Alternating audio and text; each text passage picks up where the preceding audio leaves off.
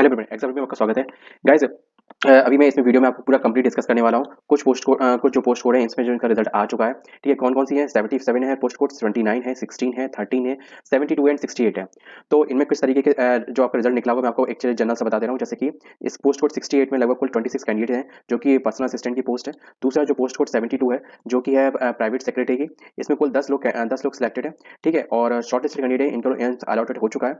ठीक है, और नेक्स्ट पोस्ट कोड है, ये पोस्ट कोड कौन सा है? 13 है ना। और पोस्ट कोड इसमें कितने लोग सिलेक्टेड हैं? 4 लोग सिलेक्टेड है। नेक्स्ट पोस्ट कोड है 16 डाटा एंट्री ऑपरेटर, इसमें 2 लोग सिलेक्टेड है। ठीक है, नेक्स्ट पोस्ट कोड 29 जो कि है जूनियर एडमिनिस्ट्रेशन असिस्टेंट, है ना। तो इसमें कितने लोग सिलेक्टेड है मैं आपको बता दूं। कुल कुल कुल कुल कुल कुल 138 कैंडिडेट इसमें सिलेक्टेड है।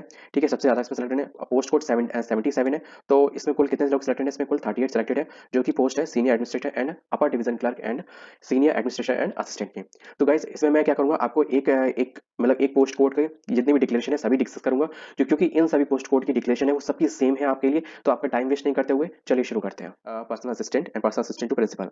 ठीक है, जो भी आपका 18-20 को एग्जामिनेशन हुआ था, स्किल टेस्ट हुआ था 27 से लेकर 30 के बीच में आपका। ठीक है, तो ये जो the result of the CBT examination were declared, जो कि आपका सीबीटी एग्जामिनेशन 23 को रिजल्ट डिक्लेयर हो गया था। एंड जो भी स्टेज 1 के लिए जो भी कैंडिडेट सिलेक्टेड हुए थे उनको स्किल टेस्ट के लिए बुलाया गया था। ठीक है, फिर जो क्वालिफाइंग हुए हैं as per the choice and order preference the merit wise, ठीक है, वो नीचे दिए गए हैं। मेरिट वाइज मतलब रैंक वाइज, ये जो रैंक दी गई मतलब सबसे हाईएस्ट मार्क्स इस पर्सन के हैं, है ना। और सबसे लोवेस्ट, मतलब सबसे लोवेस्ट तो नहीं कहेंगे, मतलब जो भी जितनी 26 पोस्ट है तो 20 पोस्ट के अकॉर्डिंग जो सबसे लोवेस्ट रैंक गई है वो 63 गई है। ठीक है, अब बात कर लेते हैं नेक्स्ट, है ना, कि आपको अब नेक्स्ट प्रोसेस आपका क्या रहेगा। देखो, अब जो नेक्स्ट आपको रहेगा वो डिक्लेरेशन आपके नीचे लिखी हुई है। This result is provisional being declared on the basis of the examination information is profile to filled. ठीक है, जो भी आपने फॉर्म में भरा था, ठीक है, जो भी एक्सीबीटी एग्जामिनेशन दिया है, ठीक है, without screening of their online registration form. अभी आपकी डिटेल है, अभी ये जो भी कैंडिडेट सिलेक्टेड है 26 कैंडिडेट, ये सब प्रोविजनल है। आप देख सकते हो इसमें साफ साफ इन्होंने पूरा प्रोविजनल लिखा है। अभी भी आपके रिजल्ट में कुछ भी चेंजमेंट हो सकता है। कैसे, क्या सब देखिए। देखो, आपको अभी मैं चीजें नेक्स्ट आपके लिए डीवी के लिए, देखो इसमें साफ साफ यहाँ पे नीचे आपके लिए लिखा हुआ है, the candidate are required to report the allotted and immediately without any delay. ठीक है, जो सिलेक्टेड कैंडिडेट मतलब जो ऊपर पूरे 26 कैंडिडेट की लिस्ट है, उनको फटाफट जो भी उनके सामने अलॉटेड एम्स है, मतलब जैसे कि फॉर एग्जांपल ये रोल नंबर वाला कैंडिडेट को एम्स जोधपुर मिला है, तो इसको फटाफट से एम्स जोधपुर के लिए निकलना है। पर क्या लेकर निकलना है, क्या क्या चीज उसके साथ लेके जानी है, वो चीज इंपॉर्टेंट है। नंबर एक बात मैं कह दूं, जो भी यूआर के कैंडिडेट है तो उनके लिए मैंने अभी एक लास्ट वीडियो बनाई है, जो कि थी जूनियर स्केल की, तो उनके लिए भी सेम डिक्लेरेशन है उनके लिए। और ऑब्जेक्शनल केवल एक्सेप्शनल हो जाता है ओबीसी कैंडिडेट के लिए और ईडब्ल्यूएस कैंडिडेट के लिए, क्योंकि इनमें कुछ सर्टिफिकेट की जरूरत पड़ती है, या फिर एससी एसटी पीडब्ल्यूडी, आप किसी भी से भी हो।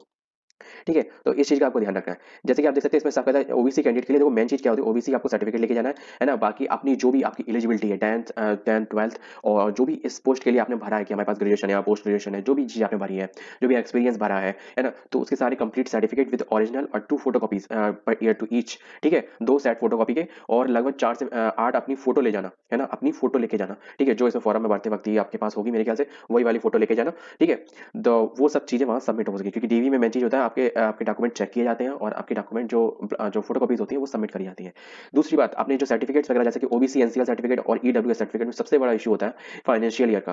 देखो, जो ओबीसी सर्टिफिकेट होगा वो आपका 1/4/2023 से लेकर 31/4/2024 के बीच में इशू होना चाहिए। ठीक है, क्योंकि इनके अकॉर्डिंग जो फाइनेंशियल होगा वो 23-24 का इन्हें माना जाएगा, है ना। और जो भी आपका सर्टिफिकेट होगा वो सेंट्रल गवर्नमेंट द्वारा इशू होना चाहिए। उसमें लिखा होगा for the central government post, ठीक है, या गवर्नमेंट ऑफ इंडिया एम्प्लॉयमेंट, है ना, इस तरीके से आपका लिखा होगा बीच में।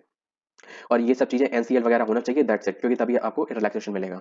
ठीक है, अगर इससे पहले 1/4/2004 से पहले और 31/4/2024 के बाद का कंसीडर नहीं किया जाएगा, एक चीज आपका ध्यान रखना है। तो आपके जो भी सर्टिफिकेट की इशू हो उसमें ऊपर लिखा हो 1/4/2023, है ना।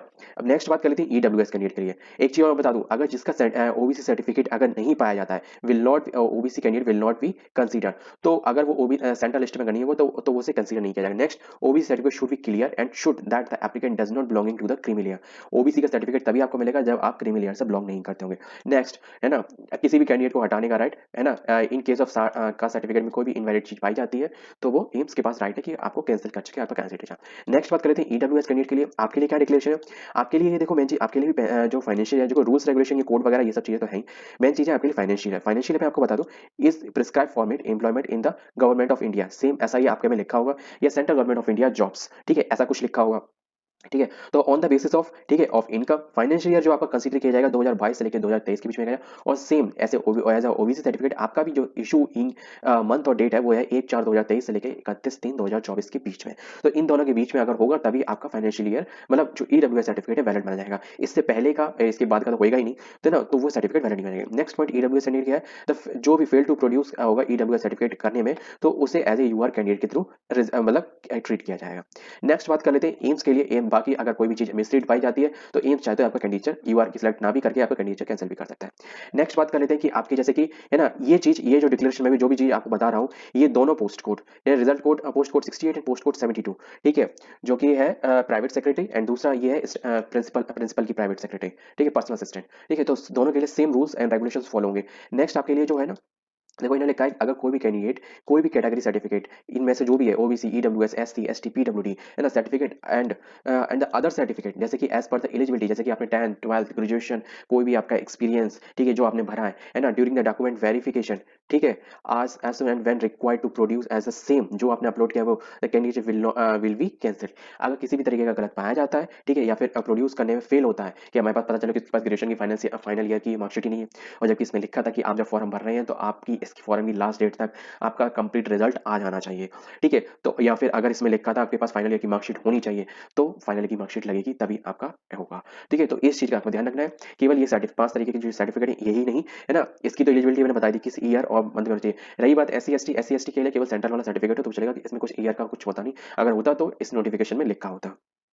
नेक्स्ट बात कर लेते हैं, है ना, जो भी आपके जो 10th 12th ग्रेजुएशन या फिर कोई भी आपका एक्सपीरियंस या स्टेनो वगैरह का जो भी कोई है चीज आपके पास सर्टिफिकेट वगैरह है, ठीक है, जो आपकी एलिजिबिलिटी क्राइटेरिया को प्रोड्यूस करती है, तो वो अगर जैसे कि आपने फेल टू प्रोड्यूस किया तो भी आपका कैंडिडेचर कैंसिल हो जाएगा।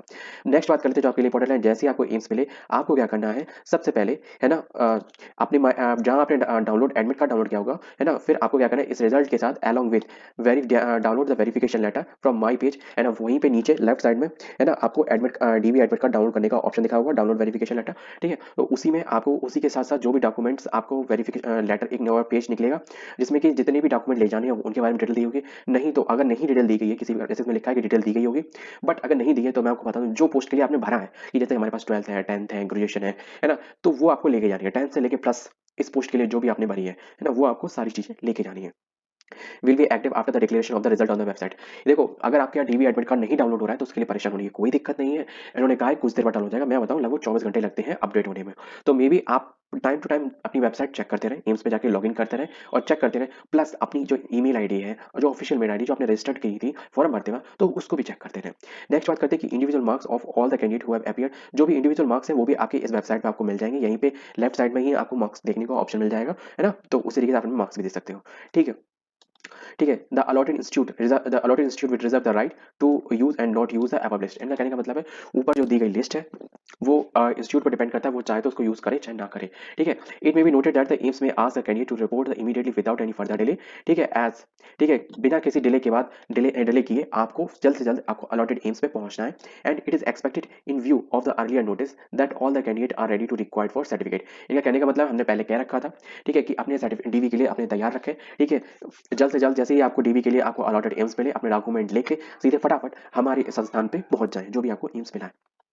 नेक्स्ट पॉइंट आपके लिए क्या है, कुछ है ना, मेरे ख्याल से इसमें कुछ भी नहीं है, जैसे कि ये बोला कि allocation at the AIIMS is provisionally subject to the verification all the subject ना, बायोमेट्रिक वगैरह होगा आफ्टर ज्वाइनिंग के बाद आपकी एलिजिबिलिटी या किसी भी तरीके का आफ्टर ज्वाइनिंग लिखा हुआ है after joining of the eligible candidate the discrepancy and generate at any stage will lead the cancellation. इनका कहने का मतलब है किसी भी स्टेज पे है ना आपकी ज्वाइनिंग होने के बाद भी अगर किसी भी स्टेज पे आपके किसी भी डॉक्यूमेंट में कोई भी फॉल्स चीज पाई जाती है तो रिजल्ट रिवाइज हो सकता है, आपका ऑफर लेटर का इशू हो गया है तो भी कैंसिल हो सकता है कि आपका कैंडिडेचर भी कैंसिल हो सकता है। इनका कहने का सारे राइट हमारे पास है, आपके पास कुछ भी नहीं है, आपके पास केवल अपने डॉक्यूमेंट है और आपकी सच्चाई है कि आपके डॉक्यूमेंट सही है या गलत। गाइज ये मैंने जो आपको डिक्लेरेशन दी है ना, ये जो भी आपको नोटिस पढ़ा है मैं आपसे रिक्वेस्ट करूंगा आप भी इसके पूरे नोटिस को सारी डेडलाइंस को अपने खुद भी स्वयं पढ़ें, ठीक है। प्लस अब ये जो मैंने जितने भी नोटिस आपको पढ़ाई है ना, ये किस किस रिजल्ट के लिए, देखो ये 72 पोस्ट कोड के लिए भी सेम वैलिड है, ठीक है ना, इनके लिए भी कोई चीज कोई मतलब कुछ भी ऐसा नहीं है।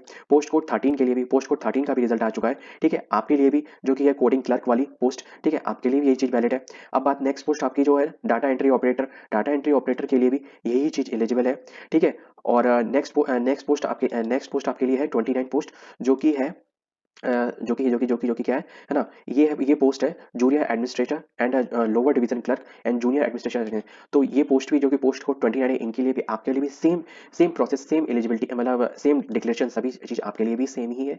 नेक्स्ट पोस्ट है आपकी senior division senior administrator officer and upper our division clerk and senior administration assistant की, यूडीसी की। तो आपके लिए भी सेम, सारी डिक्लेरेशन सेम है ना, क्योंकि ये फाइनल रिजल्ट है। ये जो भी कैंडिडेट इसमें आपको दिख रही है, ये सारे सिलेक्टेड हैं, इनके सामने इनका रोल नंबर, इनकी कैटेगरी किस में सिलेक्टेड हुए।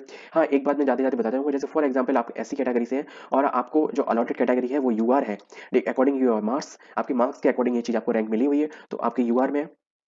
तो भी आपको अपना एससी का सर्टिफिकेट, जैसे ईडब्ल्यूएस है तो उसको ईडब्ल्यूएस का सर्टिफिकेट, और जो ओबीसी का है तो उसको ओबीसी का सर्टिफिकेट जरूर लेके जाना है। ये चीज आपको ध्यान रखनी, वो मांगे और चाहे ना मांगे, ये उन पर डिपेंड करता है। ठीक है, मे भी हो सकता है वो मांग भी सकते हैं, मे भी हो सकता है वो नहीं भी मांगे।